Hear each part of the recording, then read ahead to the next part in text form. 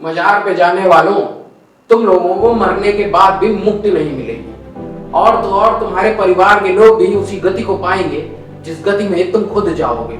मेरी बात पर भरोसा नहीं होगा आप लोगों को, लेकिन उस मौलवी की बात तो मानोगे ना, जो खुद उसी मजार पर बैठता है। और ये बात मैं किसी छोटी मोटी मजार की नहीं कर रहा, मैं बात कर रहा हूँ देवा शरीफ की, जहां अब लगभग 1 लाख तक जिन्नात हैं। और इतने जिन्नातों का काम क्या है, बताऊंगा सब कुछ।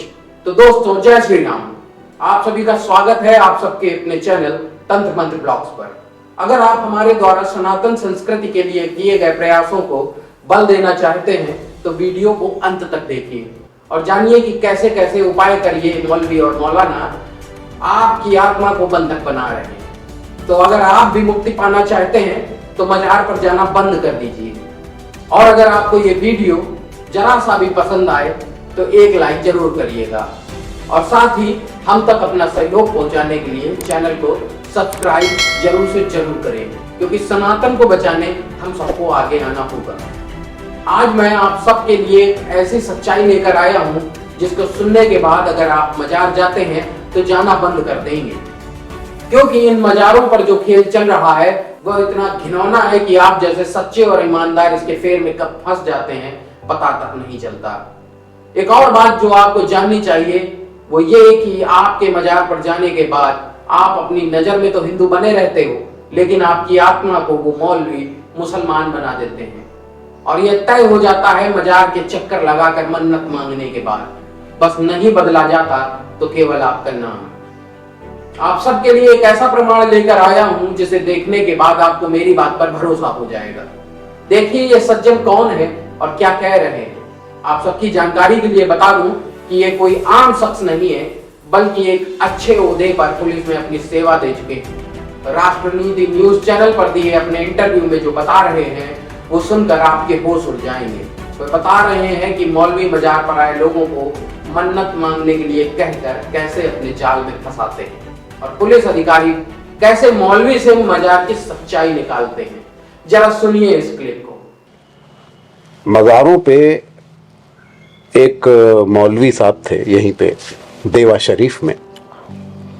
उन्होंने कहा कि साहब जो मन्नत मांगनी हो मांग लीजिए, हाँ जो मांगनी हो मांग लीजिए और यहाँ से पूरी हो जाएगी। तो अच्छा, ऐसा उन्होंने पूरा दृढ़ता के साथ कहा। हाँ, हमने कहा चलिए हम पहुँचते हैं आपके साथ। हम थे, हमारे एक मित्र थे, IPS अधिकारी थे, हम दोनों पहुँच गए। तो बोले साहब इसके बस चक्कर लगा लीजिए, मांग लीजिए। हमने कहा क्षमा करिए, पहले बताइए यहाँ से काम कैसे होता है, हम चक्कर तब लगाएंगे, कोई ऑपरेटिव मैकेनिज्म है मजार का। बोले साहब ये न पूछिए। तो वो जो हमारे साथ IPS अधिकारी थे वो थोड़े से तेज थे जी। बोले भाई ऐसे हम लोग थोड़ी वो करेंगे, आए हैं अच्छा तो फिर ये समझेंगे भी। बोले साहब फिर हम घर आके आपको बताएंगे। बोले आइए घर। पहुंच गए घर IPS महोदय के। हाँ। और आप सुनिए कि उस मौलवी ने IPS अधिकारी के घर जाकर क्या बताया, जो आपको जरूर सुनना चाहिए, क्योंकि देवा शरीफ का मौलवी ही इस बार वहां की पोल खोल रहा है। क्या कहा मौलवी ने सन 1982 में कि उनके पास कितने जिन्नात हैं, जरा गौर से सुनिए। भाई उनको भी पावर से चिपकना था मौलवी साहब। हाँ, बिल्कुल बिल्कुल। ठीक है कप्तान, कौन नहीं जाना चाहता है नजदीक पावर के। पावर के, तो पावर से चिपकना था। पहुंच गए तो हम लोग बैठे हुए। तो बोले पहले हमारी ओर देखा, बोला ये साहब, बोले हमारे साथ कहीं है, कहीं पुलिस कहीं है। तो फिर वो कुछ नहीं बोले। बोले साहब ऐसा है हमारे यहाँ 40,000 जिन्नात हैं देवा शरीफ में। हाँ। और ये कब की बात कर रहे हैं आप? ये बात मैं कर रहा हूँ आपसे सन 82-83। बोले साहब 40,000 जिन्नात हैं और जिस समय कोई काम होता है तो मुतवल्ली कहता है हुजूर से, कब्र में बोलता है, तो वो कहते हैं कि काम पहले तौल लो कितना भारी है। हल्का काम है तो 2 जिन्नात चले जाएंगे, भारी काम है तो 10-12 चले जाएंगे और बहुत भारी है तो 25-30 तक जाएंगे।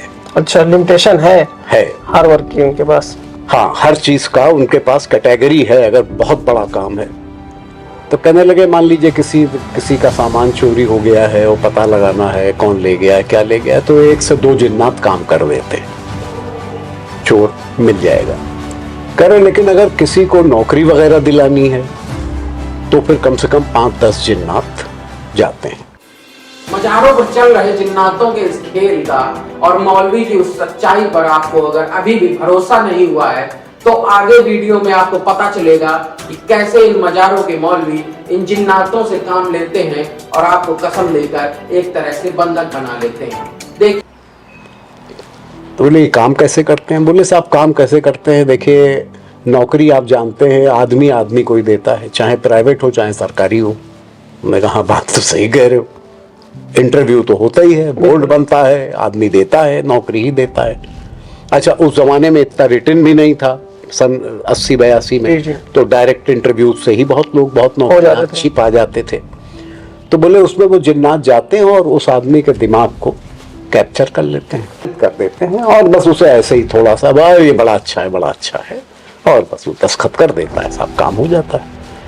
और जब हमारे यहाँ से काम हो जाता है तो हमारे यहाँ ये कसम दी जाती है कि इस मजार को छोड़ के आप किसी को नहीं मानेंगे, बंधक बना लेते हैं एक तरीके से। हाँ, तो अब आपकी नौकरी लग गई, अब उसी नौकरी के दम पे आपका शादी ब्याह हो गया, उसी शादी ब्याह से बच्चे आ गए, तो पूरा परिवार जो है आपका वो इसी मजार पे श्रद्धान्वित रहेगा। तो और यही आपके इष्ट हो गए, यही आपके भगवान हो गए, आप इनके कर्जदार हो गए। अब आप यहाँ आते रहिए। अभी उन्होंने आपका नाम नहीं बदला, अभी आपको कोई अरबिक नेम नहीं दिया, मूल तो बदल गया, लेकिन आपका जब इष्ट बदल गया और आप एक नमाजी को अपना इष्ट मानने लगे तो स्वाभाविक है आप सनातन से दूर हो गए। श्री कृष्ण ने गीता में कहा भी है, जो जिसे भजता है उसे पाता है। तो आपने देवत्व को छोड़ दिया और आप किसको भजने लगे? भूत प्रेतों को। और जब आप जानते हैं कि जिन्नात ही गए काम करने, जैसा कि हम सब जानते हैं कि तंत्र की गति अंत में अधोगति की होती है, वैसे ही जिन्नाती जाल की गति भी कोई बहुत अच्छी नहीं होती।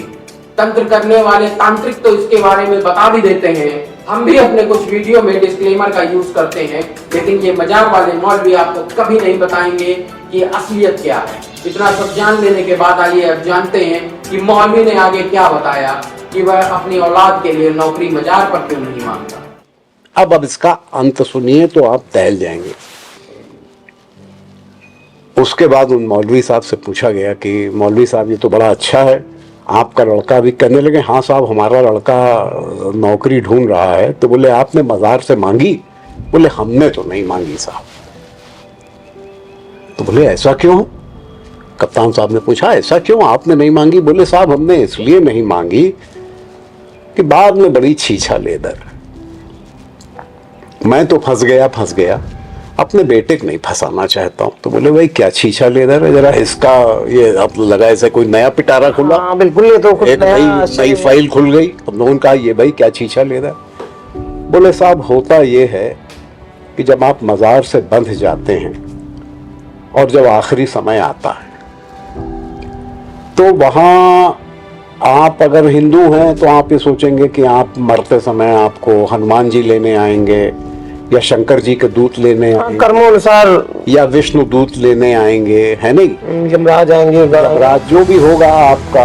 लेकिन साहब हमारे यहाँ जब मरने का टाइम आता है और आप इसी मजार से बंधे रहते हैं तो हमारी मजार के ही जिन्नात जाते हैं और वही उस रूह को उस मजार पे ही ले आते हैं। अच्छा, क्योंकि जब आप जिस्म में थे तब भी आप यहाँ से बंधे थे, अब जिस्म छूट गया, रूह रह गई, तो रूह भी यहीं से बंधेगी। और उसके बाद जो काम आपने इन जिन्नातों से लिया है जब आप इंसान थे, वही काम ये जिन्नात अब आपसे लेंगे और इंसानों के लिए जो इस मजार पे आएंगे नौकरी मांगने, औलाद मांगने, चीजें मांगने। तो अब हम तो साहब मरने के बाद भी यहीं बंधेंगे, लेकिन हम नहीं चाहते हमारा बेटा यहाँ बंधे। मुक्ति नहीं है, अब हम जिन्नात हो जाएंगे। तो हमने कहा आपके यहाँ 40,000? बोले साहब 40,000 जिन्नात तो ही हैं और हर साल 500-600 बढ़ जाते हैं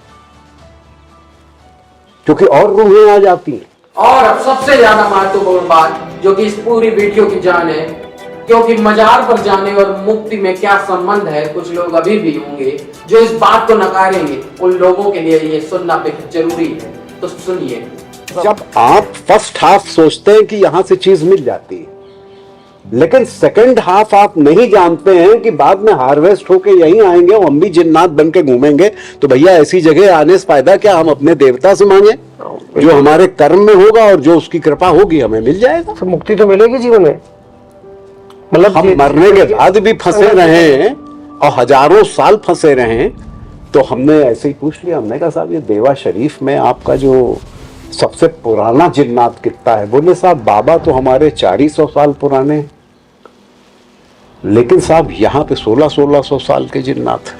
तो ये वो लोग कैसे, कौन से पैरामीटर से कंफर्म करते हैं? अब वो जिन्नात खुद ही बताते हैं, वो कहते हैं।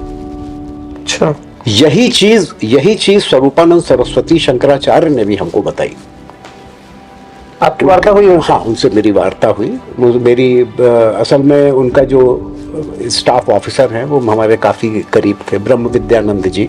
अच्छा। तो ब्रह्म विद्यानंद जी ने उनसे मुलाकात करवाई, मेरी उनसे वार्ता हुई एक बार। तो मुझसे बोले कि मेरे पास भी कुछ अघोरी आए थे, तो यहीं पे इंदौर में एक मज़ार है, उज्जैन में, सॉरी, मैंने वहाँ उनको भेजा। तो उन अघोरियों ने जाके कहा कि साहब वहाँ पे करीब करीब 1300 मृतात्माएं हैं उस मज़ार पे। तो उसके बाद उसके मौलवी को बुलवाया शंकराचार्य जी ने, तो खैर वो चले आए सद्भावना में। अच्छा, मौलवी जी गए शंकराचार्य? हाँ, गए सद्भावना में चले आए। तो स्वरूपानंद जी ने कहा कि भाई तुम्हारी मज़ार पे तो 1300 इतने जिन्नात हैं। तो मौलवी घबरा गए, बोले साहब आपको कैसे पता लग गया? तो बिल्कुल सही संख्या आपने बता दी। सीक्रेट बोल दिया। तो बोले कुछ नहीं, हमारे 2 अघोरी आए थे साधक बनारस से, उन्होंने उज्जैन महाकाल ही जा रहे थे, तो उनसे हमने कहा कि भाई, तो बोले हम पता लगा के आते। तो बोले साहब कैसे उन्होंने पता लगा लिया? तो बोले वो उनकी अपनी विद्या है। आशा करता हूँ कि आगे भी आप सभी का सहयोग इसी प्रकार बना रहेगा। अनुग्रह